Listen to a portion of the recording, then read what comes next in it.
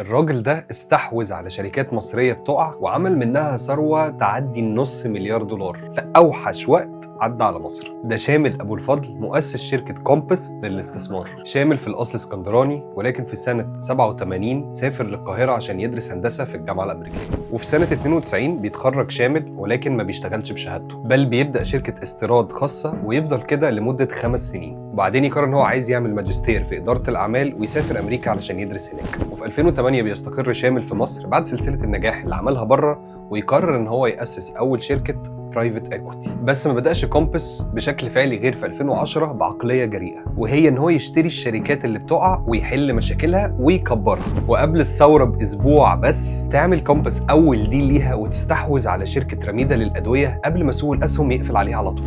وفي خلال 10 سنين اللي بعدها، بالرغم من حدوث ثورتين وكورونا وتعويم جنيه، إلا ان كومباس فضلت تكبر وتحقق أرباح أكتر وأكتر.